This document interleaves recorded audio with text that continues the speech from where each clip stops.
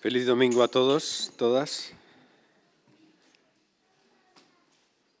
Perfecto. Qué bueno estar aquí, porque lo que nos reúne siempre es muy importante. Y no por ser habitual, domingo tras domingo, deja de ser menos emocionante, impactante, si realmente desconectamos de nuestro día a día para centrarnos plenamente en aquel que es nuestro Señor y nuestro Salvador. Tenéis en las hojitas ahí el tema Domingo de Ramos y un mundo de apariencias. Se me apagó la televisión de aquí delante, pero bueno, cajes del oficio, ¿no? Problemas técnicos, tendré que girar la cabeza de vez en cuando. Tenéis en la hojita que, bueno, celebramos las festividades en nuestra España de tradición católica, pues Domingo de Ramos tiene un lugar importante. Yo recuerdo de pequeñitos, mi mamá nos vestía a todos con nuestros mejores trajes, bien ahí repeinados con colonia, ¿no? ¿De acuerdo? Incluso tan repeinados con colonia cuando mi hermano entraba en el colegio, mis compañeros de clase, así un poco en son de burla, decían que entra el ministro, ¿no? Porque iba con la cartera y tan repeinado. Y entonces, el Domingo de Ramos nos compraban unos ramos. No teníamos los más chulos, generalmente, porque hay unos que están tan elaborados y con tantas guirnaldas y con tantas cosas que yo digo, ¿cómo pueden hacer eso de una hoja de palma y seca y amarillenta, ¿no? Y entonces todo nuestro afán, estábamos ahí por encima de la Plaza Molina, en la calle Balmes, en una entrecalle que es San Elías, y pasaba, creo que era el crucifijo, porque no nos centrábamos mucho, ¿no? Estaba la calle repleta. Entonces, todo nuestro afán era con la palma a ver quién le daba más golpes y a quién la abría más por debajo, ¿no? Porque al darle golpes se deshilachaba y la palma se abría. Bueno, era la percepción del niño que no se enteraba mucho de qué iba esto, simplemente era una celebración más por tradición. En muchas cosas en la vida es eso. Ya no somos niños, ya la sociedad no es una sociedad, digamos, tan imbuida por la tradición católica, pero aún y así lo vemos en la televisión, ¿no? En algunas procesiones con aquellos cucuruchos tipo Ku Klux Klan, cosas que uno dice, ¿y esto qué tiene que ver realmente con lo que la Biblia nos narra, como nos ha recordado Jean Paul, de la entrada llamada triunfal de Jesús a Jerusalén?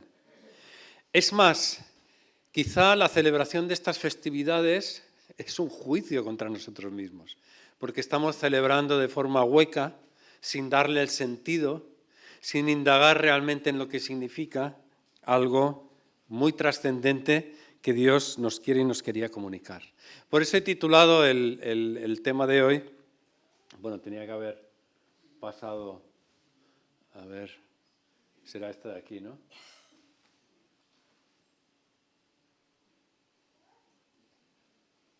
No sé si pasa o no pasa.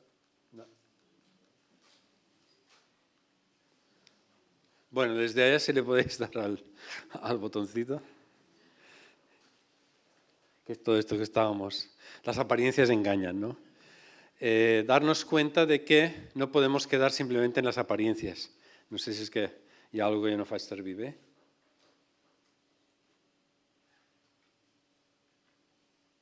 Ahora sí. Las apariencias engañan. Yo pensaba que lo tenía todo bien. Incluso podemos decir que para el pueblo judío este acontecimiento, en la interpretación de ellos mismos, ahora lo veremos en breve, era una señal de que algo no andaba bien. Por tanto, la reflexión de hoy, seamos conocedores de Jesús, de la Biblia o no, es preguntarnos, ¿estamos entendiendo y en consecuencia estamos aceptando y honrando aquello que a través de la festividad estamos representando? Aleluya, funciona. Esto es un comentario del rabino Yoshua Bar Leví en el Talmud. Sabéis, el Talmud recoge las tradiciones de los rabinos judíos desde el cautiverio babilónico en adelante. Hay dos ramas muy señaladas por Shammai y Hillel, los dos rabinos que más renombre tienen entre la tradición judía, pero que hace un comentario muy interesante. Lo leo, lo tenéis en pantalla. El rabino Yoshua bar Leví dice: y vi a uno semejante a hijo de hombre que venía con las nubes del cielo. Daniel 7:13. Y en otro versículo: he aquí tu rey viene a ti humilde en un pollino, cría de asna. Si se comportan de forma digna de Dios, el Mesías vendrá en las nubes. De lo contrario, vendrá pobre y montado sobre un pollino. Interesante, porque esto recoge lo que es la tradición de la percepción de aquellos que indagaban las Escrituras acerca de esas dos posibles venidas del Mesías, y porque la primera sería en humildad, aunque viene como rey, viene en unas condiciones muy humildes, y no sería esa venida gloriosa y apoteósica que también se proclama en las Escrituras. Y la razón que nos da el rabino es que, pues si no lo recibimos con la actitud correcta, en vez de venir en su gloria y en todo su poderío, vendrá en una forma humilde y pobre. ¿Cómo vino Jesús? Sabemos que el Domingo de Ramos vino sobre un pollino, que es una cría de asna, humilde. Claro que esto representaba también la misma forma en que el rey David había entrado en Jerusalén. También representaba que él era el Mesías esperado y por tanto también representaba que él era un rey, pero no un rey de espadas, sino un rey de corazones, si usamos las imágenes de la baraja. No era un rey que venía a conquistar imperios, sino que era un rey que venía a conquistar corazones. Y cuando no entendemos estas cosas, quizá nosotros estemos dando continuidad a esa superficialidad y por tanto apariencia hueca de muchas de las festividades que podemos celebrar. ¿Es una interpretación correcta la que hace el rabino? Ahí os lo dejo. Pero a veces con lo que decimos, nuestras palabras nos pillamos los dedos, ¿no? Yo qué sé, cuando alguien dice, si esto no es así, que baje Dios y lo vea. Uy. O que baje Dios y lo juzgue, ¿no? Nos lo dicen Romanos, en lo que condenas a otros, por ejemplo, en lo que juzgas a otros, te condenas a ti mismo, ¿no?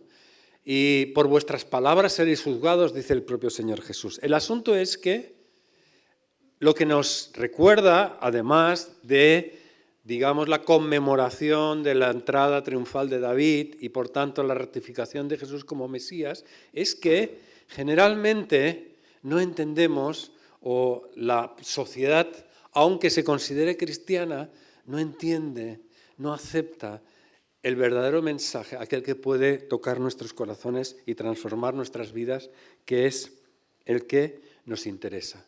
Por tanto, estamos en un mundo que yo lo llamo un mundo fachada. Es como un decorado en el set de una filmación donde se representa un teatro de absurdos, porque estamos simplemente centrados en esta vida, en las cosas materiales.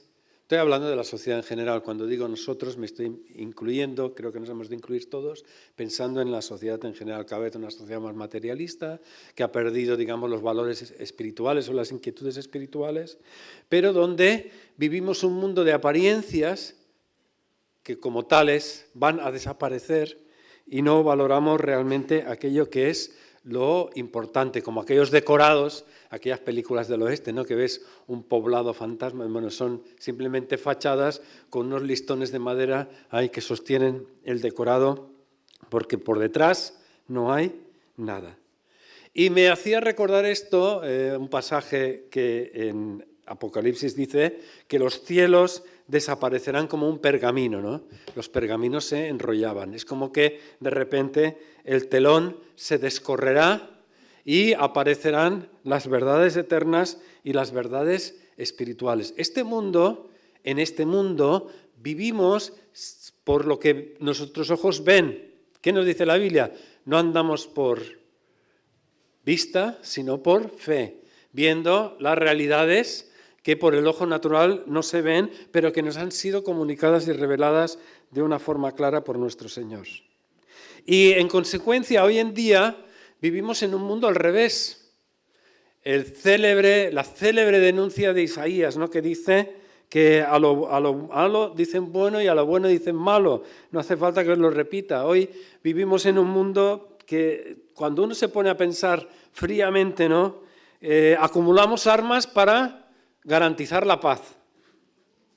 Armas de destrucción para garantizar la paz. Decimos que ya la biología, o dice la sociedad, no determina el sexo. Los fetos ya no son seres vivientes, son una cosa ahí de la que se puede prescindir. El deseo sexual prima sobre la fidelidad, el amor que se expresa como entrega y como fidelidad.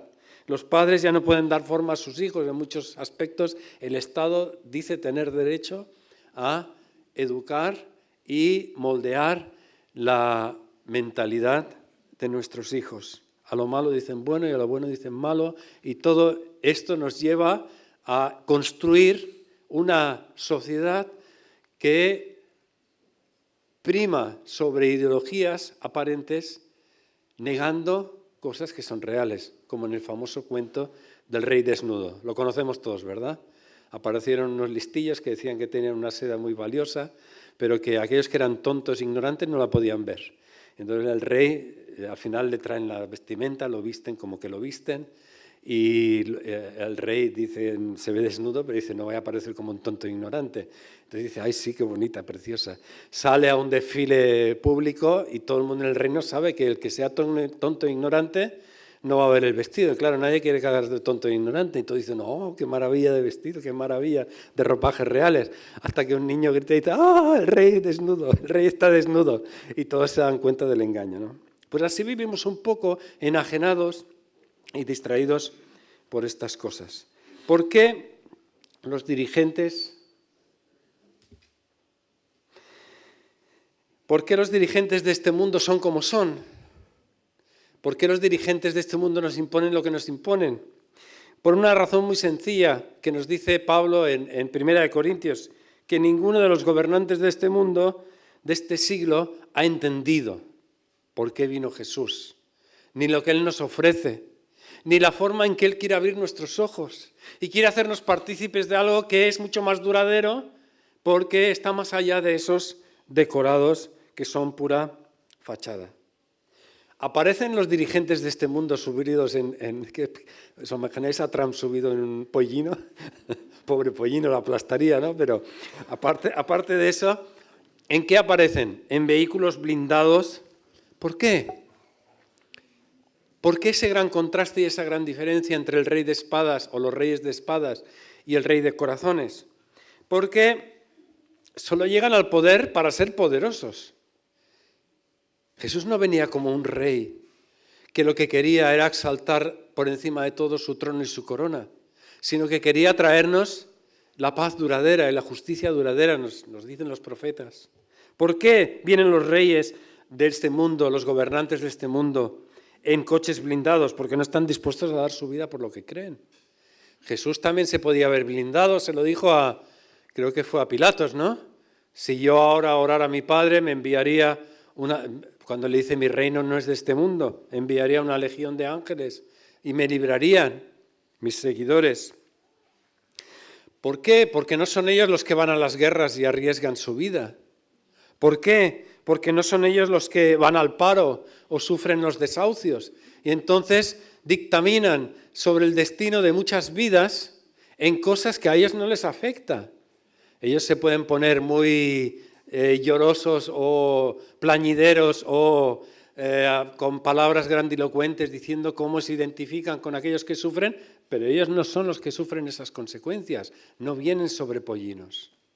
Porque este mundo es un mundo de apariencia que barre para casa, que solamente busca el beneficio del que está arriba y el beneficio pasajero de este mundo. Pues en la entrada triunfal a Jerusalén de Jesús sobre un pollino, sobre una cría de asna, Él nos quiere recordar, aparte del vínculo que tiene profético con la entrada de David, nos quiere recordar que Él no ha venido a este mundo hoy por hoy en este momento, a estas alturas, para ejercer de político que se aprovecha de las vidas de los demás, sino para restaurar una relación con Dios donde estas apariencias que nos engañan desaparezcan y nosotros podamos tener un reencuentro con Él. Dentro de esto es muy interesante, hay unos estudiosos que hicieron un análisis en los años 90 y hablan de la cuarta ola o las 4 generaciones a la que nos estamos viendo cada vez más abocados y más cercanos. Fijaros, hablan de una primera generación que es la que vive un desastre como por ejemplo la Segunda Guerra Mundial. Un desastre devastador para Europa. En Europa no nos disparamos en un pie, nos disparamos en los pies, en las manos, en los ojos, en las orejas. Nos destruimos a nosotros mismos. Fue tan devastador que ha traído unas consecuencias increíbles en el pensamiento humano, en la forma de percibir el mundo, en la filosofía, en la política, etcétera, etcétera. Luego surge una segunda generación, la de nuestros abuelos que vivieron la guerra y nuestros padres que nacieron en la posguerra o en la guerra, que trabaja para crear un futuro sin guerras. Y se forma, por ejemplo, ¿cómo se llama? La Atlántica, la OTAN, ¿no? La Alianza Atlántica, o cosas así, o el mercado común, etcétera, etcétera. Luego surge una tercera generación, que ya son aquellos que no han vivido estas consecuencias de primera mano, a la que todos les viene dado, y sin esfuerzo, como que, usando una expresión común que tenemos, les llueve del cielo. Y luego aparece una cuarta generación, según estos autores, en las que se ven sin futuro, porque ya no hay alicientes, y se empiezan a radicalizar las posturas. Surgen los neonazismos, surgen los extremos, las extremas derechas, las extremas izquierdas, surgen, parece que están las democracias. Bueno, no hace falta que os lo explique, ¿no? Lo tenemos en las noticias cada día. ¿Por qué ocurre todo esto? Y luego vamos, según algunos, abocados a una tercera guerra mundial. Frente a todo esto, que nos habla de que el mundo jamás podrá conseguir esa estabilidad, esa utopía, ese mundo perfecto, ese mundo sin conflictos, ni angustias, ni muertes, ni heridas, ni justicias, ni barbaridades, frente a todo esto, más allá de la pura apariencia y de la fachada, Jesús, montado en un pollino, nos viene a decir que Él nos quiere poner en contacto con el Dios inmutable, que no está a merced de esos vaivenes de la historia, ni que Él va a escatimar en ninguna necesidad para con nosotros, ni que Él va a estar sujeto, digamos, de los desastres que puedan ocurrir. Él es el Dios que tiene la capacidad de mantener aquello que dice, promete y hace. Nos da la verdadera dignidad, porque nos abre sus brazos, su regazo, para que volvamos a tener un encuentro y una comunión con Él increíbles, que llenan el ser humano, el corazón del ser humano, con aquellos anhelos, responde a aquellos anhelos más íntimos. Ahora leía viniendo un artículo de que en Inglaterra el crecimiento de las iglesias en los últimos años, 3 años, ha aumentado un 50%, sobre todo entre la juventud, cuando estaba decreciendo antes. ¿Por qué? Porque hemos creado un vacío. Detrás de esos decorados no hay nada. Y el ser humano siente la necesidad de llenar ese vacío. Y además Jesús vino a traernos aquella paz que es realmente indestructible.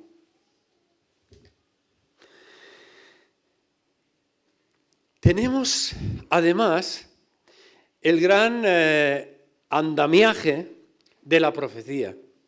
La profecía bíblica es algo increíble porque no se da en ningún otro contexto. Si miramos al mundo y la gente dice, ay, es que hay muchas religiones y cuál es la verdadera y esto y lo otro y lo demás allá.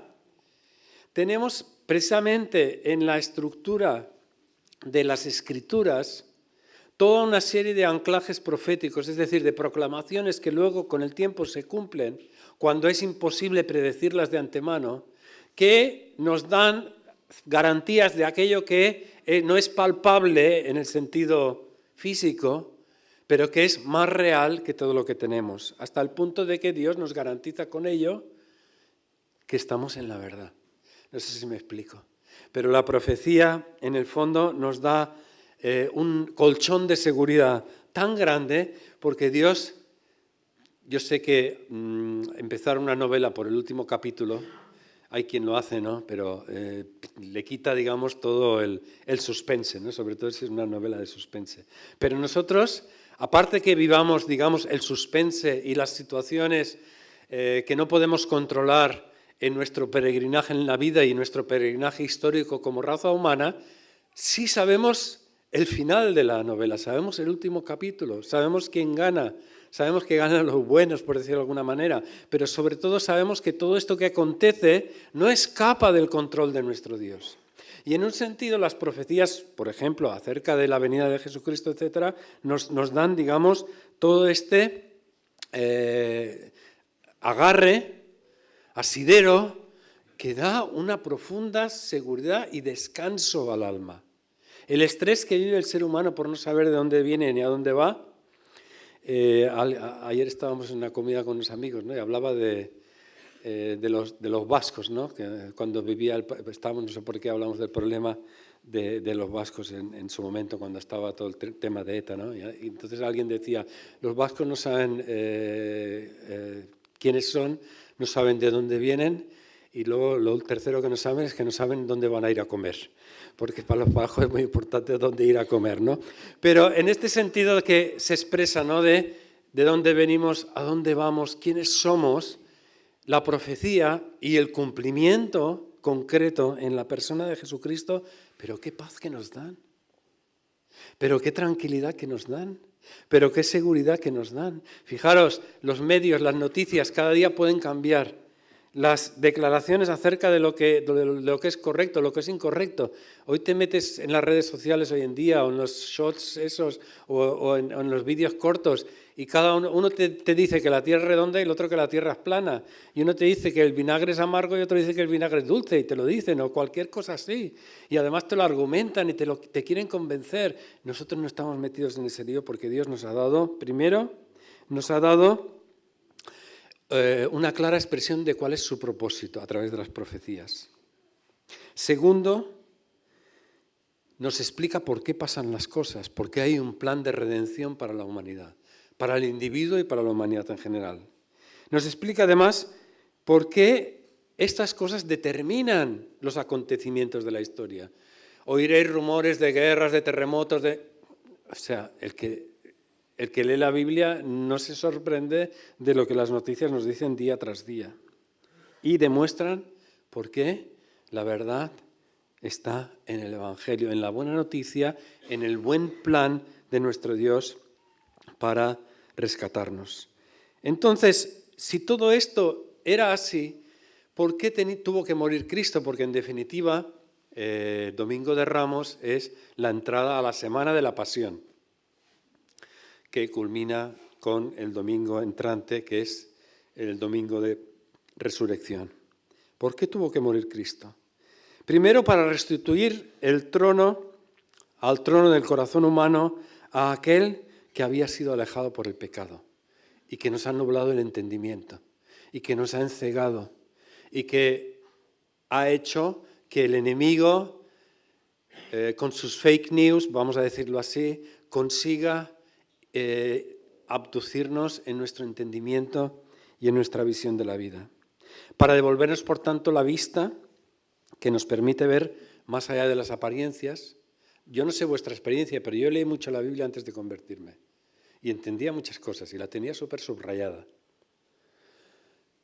Pero el día que el Señor entró en mi corazón, todos aquellos pasajes que más o menos había intentado entender y compaginar, se abrieron como una gran ventana y se unieron como las piezas de un puzzle para encajar unas con otras, y de repente la Biblia cobró vida para mí.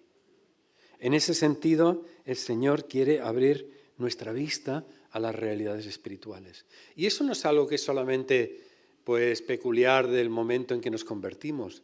Mi experiencia en la vida cristiana, y me imagino que la vuestra también, es esos momentos álgidos de nuevos descubrimientos en la palabra de Dios, que no es saber algo que alguien no había dicho nunca, pero que de repente son como una revelación para ti, un susurro del Señor a tu corazón, algo que Él te dice de forma particular y con la que te fortalece en tu ser interior, etcétera, etcétera, etcétera. Y para darnos bajo el amparo de Dios esa paz que el mundo no nos puede dar. Mi paz os dejo, mi paz os doy, yo no os la doy como el mundo la da. En el mundo tendréis aflicción, pero no temáis, yo he vencido al mundo. Por otro lado, en nuestra tradición cristiana, la Pascua está muy relacionada con la sangre, y es verdad, pero con un Cristo sangriento.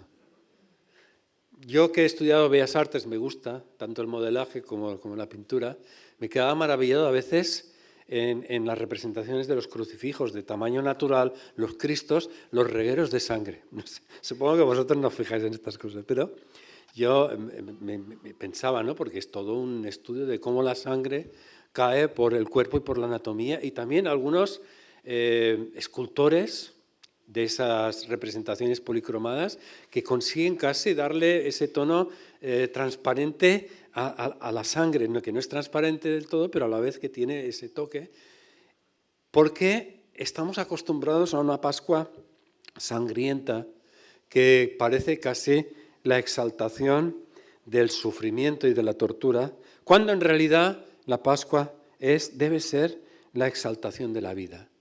Yo, más que a un Cristo sangriento y martirizado y mortificado, creo que el mensaje de Jesús, aunque Él también sudó gotas de sangre, aunque para Él fue una copa muy amarga, aunque Él fue para Él un bautismo de muerte, aunque entraña, digamos, toda esa lugubredad de lo que entraña la muerte y el sufrimiento, está centrada más en lo que sabemos, en los efectos que su sangre derramada tenían e iban a tener, ¿para quién? Para la humanidad entera. Por lo tanto, yo lo compararía más a una transfusión de sangre, más aséptica, es decir, sin contaminación, porque es la sangre de alguien que no ha sido contaminado por la enfermedad del pecado, que está limpio, que es higiénico en el sentido espiritual y en el sentido moral. Por tanto, Cristo no vino para morir y sufrir, que es a veces la impresión que tenemos, y esta es la impresión que yo tenía de pequeño y hasta que me encontré con el Evangelio cara a cara. Parecía que la misión era sufrir, sino que Cristo vino para darnos vida. Para purgar todo corazón que ha sido contaminado por el pecado con un sacrificio transfusión. Ahí en 1 de Pedro, cuando nos habla que el Espíritu Santo toma y rocía, hace una efusión, es como un aspersor que nos salpica con la sangre de Jesucristo, como se hacía también en el caso de los sacrificios del Antiguo Testamento. Es una especie de transfusión, no es algo literal, no quedamos bañados en sangre, sino que sabemos que esa efusión, esa aspersión de la sangre que toma el Espíritu Santo, que no es sangre literal, sino es el valor, la victoria ganada por esa sangre, la aplica sobre por donde la esparce, por donde la derrama a nuestros corazones. Por eso lo podemos llamar un sacrificio, transfusión para limpiar nuestros corazones. ¿Y por qué quiere rociar nuestros corazones? Para transferirnos la santidad que hay en esa sangre. Igual que cuando se hace una transfusión es para, digamos, arreglar algo que está defectuoso en la sangre del que recibe, por la sangre del donante, falta de sangre o una leucemia o 1000 situaciones que se pueden dar. Cristo vino para transferirnos a través de esta efusión la santidad que hay en la sangre del donante universal, que es nuestro Señor Jesucristo. Y aún más, Él hizo todo esto para recibirnos como hijos e hijas de su propia sangre, de su propio linaje, para transferirnos su ADN espiritual, para acogernos no ya como solamente hijos adoptivos, que también es una imagen que usa el Nuevo Testamento, pero aquellos que son nacidos de Dios, no son nacidos de hombre, ni de esfuerzo de hombre, ni de voluntad de varón, sino nacidos de Dios. Entonces, la gran victoria que eso representó con el inicio inaugural del Domingo de Ramos y toda esa semana de padecimientos que debemos recordar y que debemos agradecer a nuestro Señor y que debemos ser muy conscientes de lo que le costó a Él, no es para que nosotros también nos entreguemos a una vida de mortificación, a una vida de lamento, a una vida de negativismo, a una vida de verlo todo pues nublado, de pensar que simplemente estamos en este valle de sufrimientos para arrastrar los achaques, las penalidades de la vida, sino ser conscientes del gran triunfo que el Señor consiguió y que el Señor nos ofreció a través de su muerte y su resurrección. Y todo ello para permitirnos ver lo que hay detrás del telón. Yo no sé qué tanto la sociedad de hoy es consciente, pero nos han abducido la mente con un montón de fachadas ideológicas. Mientras que lo único que no cambiará hoy en día, ni mañana, ni cambió ayer, es el Evangelio eterno. Esta semana en mi familia nos enviaron también un tuit. La mucha sal que produce, mentira. Ahora los científicos dicen que un poco de exceso de sal en el fondo no te solidifica las arterias, sino que te garantiza una vida más larga. 30 años atrás el huevo frito y el aceite de oliva producía colesterol. Hoy en día, ¿qué se dice? Que todo lo contrario. Estamos en un mundo que sí afirma cosas muy tajantes y determinantes, pero de las que no nos podemos fiar, ni siquiera de los científicos. Muchas cosas que se afirman a través de estudios patrocinados por farmacéuticas. ¿Por qué? ¿Por qué esos estudios precisamente, digamos, que nos empujan a usar productos de esas farmacéuticas que han hecho los estudios? Así que lo que ahora expongo en el terreno de la farmacéutica o de algunos campos científicos, en las ideologías es lo mismo, en la forma de ver el mundo es lo mismo, en la forma política es lo mismo. Lo único que va a permanecer es el Evangelio para siempre, el Evangelio eterno. Así que tenemos que entender que a través de estos acontecimientos proféticos que tenían mucha significación, entender lo que hay detrás del telón y entender la razón de que Cristo entrará como rey a Jerusalén. ¿Quería ser rey en el palacio de Herodes? No. ¿Dónde quería ser rey? En tu corazón, en mi corazón y en el corazón de toda la humanidad. ¿Habrá un día que Él vendrá sobre el cielo? ¿En las nubes? Sí. Cuando a mí me detuvieron por primera vez en Turquía, que había escrito un folleto, y era, ¿cree usted en todos los profetas? Y entonces usaba el Salmo 2 que dice, oh jueces y reyes de la tierra, traed cordura a vuestras mentes, porque el Señor vendrá con barra de hierro y tal y cual. Y me llevaron al Tribunal de la Seguridad del Estado, que había un fiscal militar vestido con uniforme, y yo dije, cuando lea esto, oh jueces de la tierra, no sé qué, traed cordura, porque está como medio chal, digo, este hombre me pone en un calabozo ahí, tira la llave al mar Mármara y ya se olvidan de mí. No fue eso lo que ocurrió. Pero en un sentido, los jueces de esta tierra, los reyes de esta tierra, ¿qué nos ofrecen?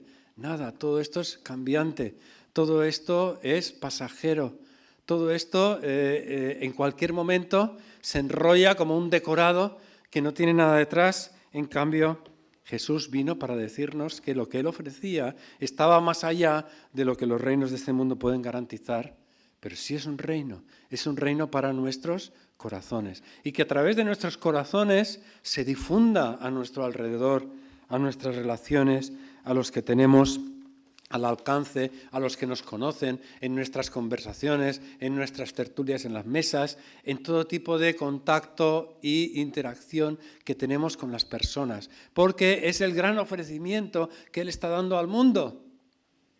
Las palmas, por lo tanto, son el aderezo, ¿no?, que se llama del decorado, Pero las palmas no son el objetivo. Todo está orientado a que podamos entender y podamos proclamar que Jesús es quien quiere formar parte de los corazones. Fijaros lo que nos ofrece Jesús, y con eso terminamos. Dice, voy a preparar lugar, más allá del decorado. Por lo tanto, si voy, volveré y os llevaré. Tenemos un lugar seguro. ¿Sabes el camino?, le dice a los suyos, a Tomás y a Felipe. Pero dice, Señor, ¿cómo sabremos el camino si no sabemos a dónde vas? ¿Cuál es el camino? Él lo dice, yo soy el camino, la verdad y la vida. ¿Cómo estás recibiendo esto? Jesús dice, nadie viene al Padre sino por mí. Y Jesús dice, el que me ha visto a mí, ha visto al Padre.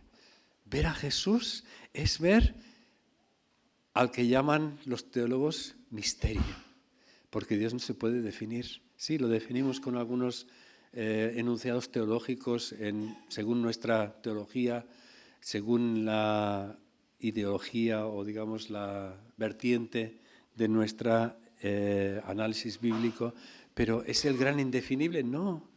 Dios se ha hecho carne para que lo podamos conocer en su amor, en su cercanía, en su oferta por nosotros, en su acompañamiento. Yo estoy con vosotros hasta el fin del mundo. A mí lo que más me llamó la atención cuando conocí el Evangelio al principio o evangélicos era eso, que Jesús está vivo. Jesús no es aquel que quedó en el crucifijo tan policromado y con aquellos regueros de sangre también descritos, también trabajados, sino que Jesús está vivo y Jesús quiere formar parte de tu vida y se ofrece para ello.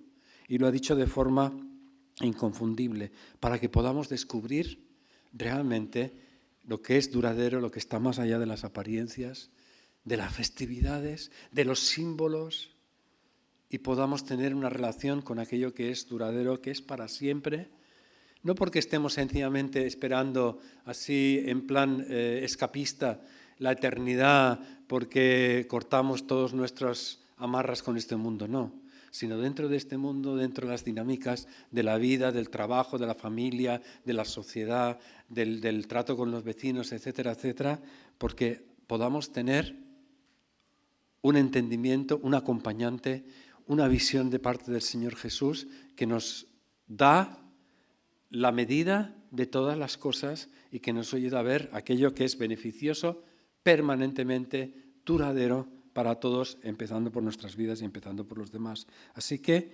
descubre lo que hay más allá de las apariencias. Yo no sé si hoy entre nosotros hay alguien que nos visite por primera vez o que todavía no haya abierto su corazón a este Jesús vivo y que se ofrece, o que nos estén escuchando a través de las redes sociales, pero os quiero invitar de verdad que le abramos el corazón al que es duradero, al que es sólido, al que es seguro, al que no va a cambiar y a aquel que a través de la historia, de la profecía, de todo ese entramado de predicciones que nos van explicando el guión de la verdadera trama de la historia de la humanidad, podamos recibir perdón de los pecados, podamos recibirlo a Él como Señor, Rey de nuestros corazones, podamos recibirlo a Él como modelo al que seguir en nuestras vidas, podamos recibirlo como el que da sentido a toda nuestra existencia, a nuestra razón de ser y estar en este mundo, y podamos dedicarle, por tanto, nuestras vidas para encontrar esa plenitud que el mundo ha perdido, se le ha perdido. Es como la moneda perdida, se le ha perdido el norte, se le ha perdido las ganas de vivir, se le ha perdido la confianza, se le ha perdido la esperanza, se le ha perdido los anclajes, se le ha perdido todo. Pero ahí está a la mano porque Jesús se sigue ofreciendo para todos nosotros. Y por tanto, una última invitación a pedírselo, porque Él es el que nos lo puede conceder. Bien, seamos creyentes y lo que queramos es que siempre tener una relación renovada con el Señor, bien todavía no hayamos recibido todos los beneficios de lo que Jesús nos ofrece porque no le hemos abierto nuestro corazón. Y quizás sea el momento ahora, para no caer o quedar encajados dentro de lo que dijo el rabí Zacarías ese, ¿no? ¿Qué dijo el rabí? Si lo recibimos correctamente, vendrá sobre un pollino, no lo entenderemos, o si no, vendrá desde el cielo, como aquel que todo lo domina y que sobre todo tiene derecho sobre nuestras vidas para llenarlas, infundirlas de esa plenitud, de esa fuerza, de ese aplomo, de esas ganas de vivir, de ese sentido, de ese compromiso que nos lleva incluso a veces a consumirnos, pero no para desaparecer, sino para alcanzar mayores metas, mayor gozo, de poderlo servir, de poder desprendernos de lo que haga falta para aprehender más de Cristo. Que es lo que Pablo decía, todo lo tengo por basura, por amor del conocimiento, por conocer un poco más de Jesús. Y cuando decía conocer, no es hacer un estudio teológico de Jesús, sino es aprender más, o sea, que forme más de mi vida la forma de vivir de Jesús, la presencia de Jesús en mi vida. Seamos ya los que llevamos a Jesús, al Rey de Corazones, en nuestro corazón, o todavía no le hayamos abierto la puerta de nuestro corazón al Rey de Corazones. Pidámosle hoy. Hoy celebramos que Él vino a ofrecerse como Rey que no defrauda para nuestras vidas. Nos podemos poner de pie y tener una última oración. Y si hay en especial algunos que todavía no entienden, que esto les parece confuso, que sí, esto que hace Jesús, esto que dijo Jesús, esto que la Biblia enseña, pues es muy indicativo y siento una necesidad en mi corazón, pero no sé cómo. Se pueden acercar luego, podemos hablar luego, pueden hablar con los ancianos de la Iglesia, pueden a través de las redes sociales, en fin, aquí estamos a disposición de todos.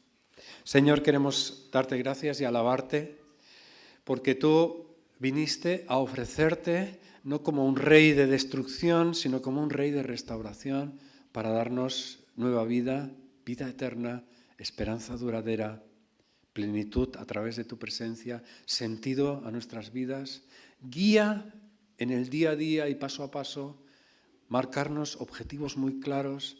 Señor, todo aquello que habíamos perdido por desecharte a través del pecado como Rey de nuestras vidas, tú has venido a restituirlo, a reintegrarlo y a ofrecerte, a transferirlo a través de ese sacrificio, sí, sangriento, pero que no tenía como objetivo sencillamente el sufrimiento, ni mucho menos, sino precisamente librarnos de todos los sufrimientos materiales o inmateriales, sociales o psicológicos, emocionales, de todo, de enfermedades, de la muerte misma, porque tu victoria última y definitiva fue y será sobre la muerte. Señor, por eso queremos alabarte, si hoy eres ya aquel que hemos recibido en nuestros corazones. Y por eso también queremos invitarte, si hoy todavía no formas parte de mi corazón, quiero abrirte mi corazón, que todo aquel que tenga esta inquietud pueda hacer esta oración. Quiero abrirte mi corazón para que tú entres a formar parte de mi vida de una forma que ya nunca más se va a disipar, va a ser constante, va a ser para siempre. No entiendo, ilumíname, llévame, guíame, pero te doy gracias porque tú estuviste dispuesto no a venir en blindados, sino a venir de forma vulnerable, ofrecer tu vida para darme vida a mí y a cada uno de nosotros. En Cristo Jesús te lo pedimos con gratitud y con alabanza. Amén y amén. Que el Señor os bendiga a todos.